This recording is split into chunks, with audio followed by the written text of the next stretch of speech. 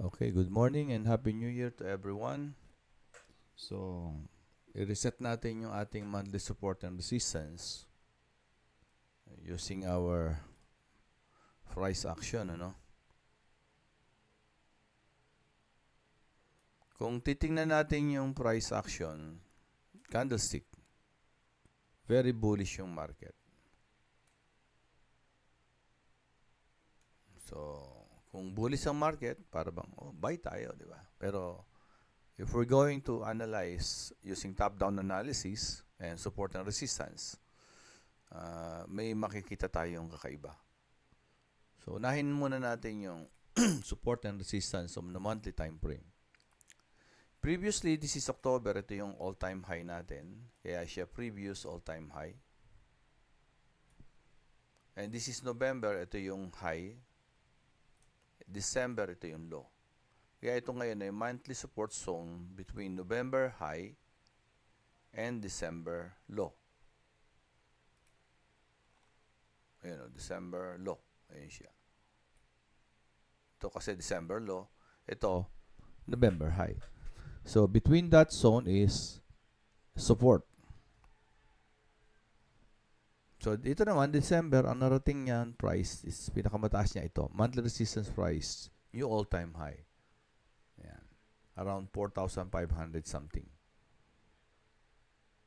Pero pagdating niya sa taas na yan, nagkaroon ng rejection.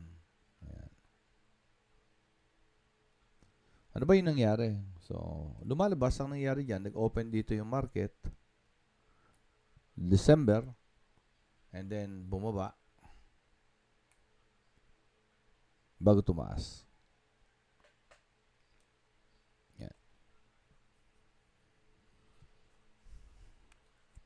So, nung nandito na sa new all-time high, bumaba uli. Na-reject ng seller. Si Horizon. Nag-close dito. So, dito yung high. Dito yung low. And dito yung close. Yan. But kung papansin niyo, mahabang masyado yung wick sa ibabaw. So, ibig sabihin, very strong yung pagkaka-reject ng seller.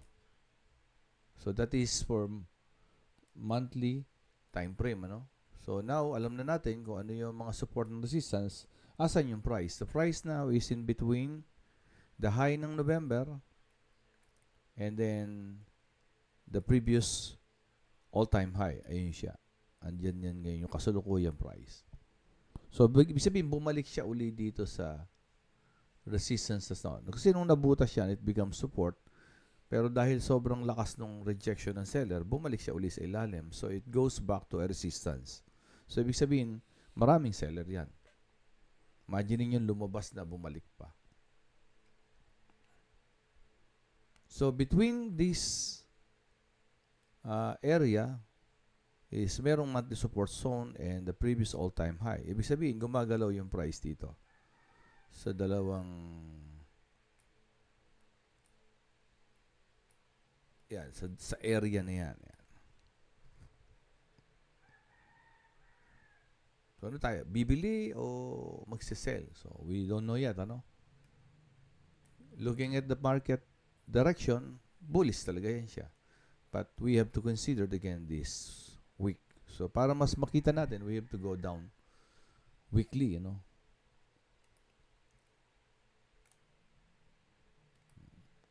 Weekly. Yan. Again, price is between the monthly resistance price, previous all-time high, and the monthly support zone, November high and December low. Ayun na nga yung price. Kanina, kung nakikita natin ay green, ang nakikita na natin ngayon ay red. So, ibig sabihin, bearish na tong weekly na to. Oh, hindi na ako magbabay, mag-sell na ako. Okay. Okay naman. Kaya lang, remember, merong support dito. Strong support. Although na this is a strong resistance, this is also a strong support. So, we have to consider yung mga bagay na yun. Imagine mo, on the weekly time frame, nagkaroon ka ng ganito kalaking red candle. So, ano yung red candle na yan? Ang tawag yan ay bearish engulfing. So, the bearish engulfing on a weekly basis is strong yan para itulak po baba yung market.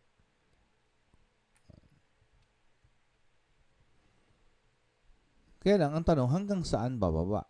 If the monthly time frame is bullish direction, so we need to buy.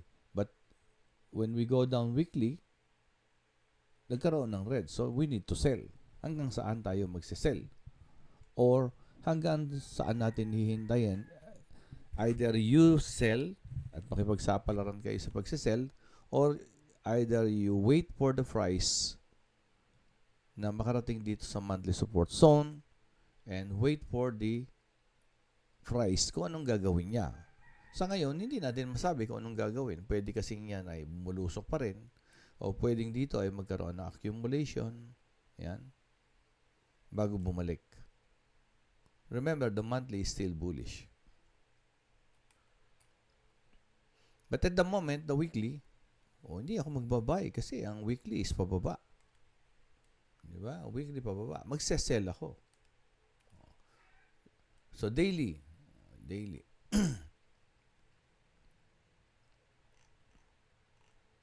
Yan. So, kung mapapansin nyo, may mga nakalagay na daily fair value gap, B fair value gap, daily bullish fair value gap. So, nangyari yan nung mag-breakout dito yung price. Nag-create ng fair value gap yan. At saka dito, nag-create ng fair value gap yan.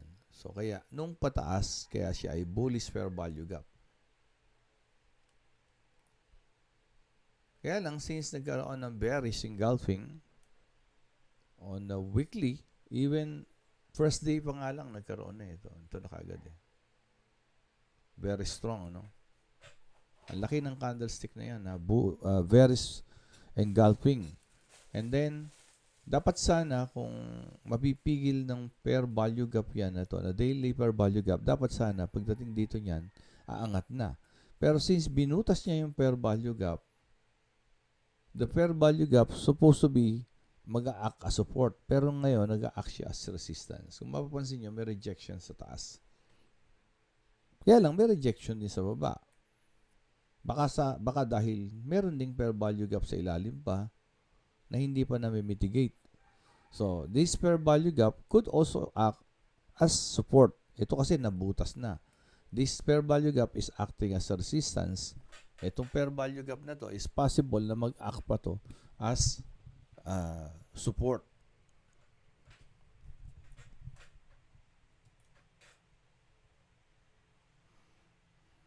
Okay. So, anong gagawin natin ngayon? So, titingnan natin ito ngayon. This is bearish. Yan. Indecision. And then, although na ito ay red, pero mapansin nyo, may rejection pa rin sa ibaba. May rejection sa taas. At medyo malaki yung rejection sa baba. Ang rejection sa baba is buyer's rejection. So, anong nangyari dito sa candlestick na to? Nag-open siya dito, tumaas, bumaba, tas tumaas ulit. Or, nag-open dito, buyers, tinulak yung buyers yung price, then the sellers rejected yung price. And then, binagsak palalo. Pagdating naman dito, nireject ng buyer yung seller, kaya inangat. So, most likely, ang huling galaw nito is buyer. Anong gagawin natin ngayon? Magbabay ba tayo? Not yet. Tingnan natin sa lower time frame. Kaya lang, looking at the daily time frame, makikita nyo na ito ay bearish. One problem is meron siyang fair value gap dito. This fair value gap is still acting as a support. Ngayon, kung magsesell kayo dyan, I suggest na pagdating dito, bago dumating dito sa fair value gap, mag-TP na kayo. If that is the opportunity na makita nyo. Kasi bakit? Malaki pa naman din yan. From here, susukatin natin hanggang dito. So, 75, ayun, no? 75. Multiply by 10, that's still 750 pips. Kung yan ay bababa pa, kasi this candlestick says that bearish engulfing. Bearish engulfing is ang pinapakita niya is bababa siya. Kaya lang, until saan? So, most likely, pwedeng dito, yan, dito, o dito, yan. So, remember, ito yung dalawang yellow. This is now the monthly support. Ayun. And this is also significant. Pwedeng pagdating yan, magko-consolidate, accumulate, bago magbabounce ulit. Parang ito. Ito. O, yan, kamukha niya, no? Ayun, no? Isa. Dalawa. Ayan, magkamukha yan. So, fair value gap.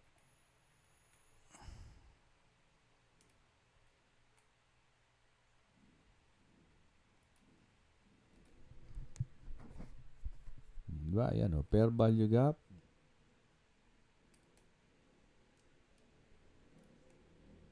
Another fair value gap.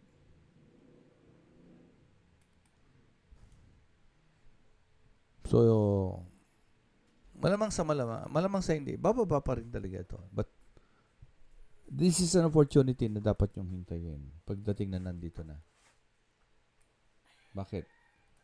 Katulad din nangyari dito, di ba? Bumaba siya. Nung magpakita tong bullish engulfing na to, ayun na. May retest, tapos tumaas. So, I suggest to wait for the price na magkaroon ng ganitong formation, bullish engulfing, a retest, and then yun.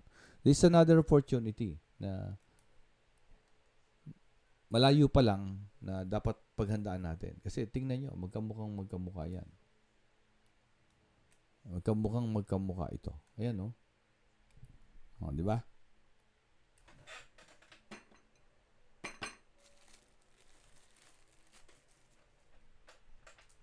Tingnan nyo to, magkamukha ito.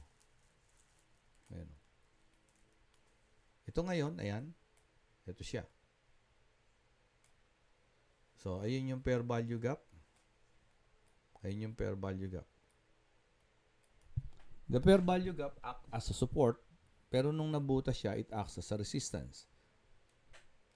Nabutas, it's acting now as a resistance. So, ang tendency niyan, ibabagsak niyan. One, merong fair value gap dito, pero hindi na posibleng bumagsak kasi merong monthly support dito. Posible lang, ha?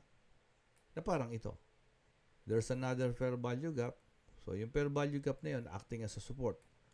There is a bullish engulfing, nag-retest. Possible na pagdating dito, magkaroon ng bullish engulfing at magkaroon ng retest. That is an opportunity to buy. So, ito yung hinihintay ko. If this happens, I will not be using 0.01. So, tataasan ko yung lot size ko. Either 0.03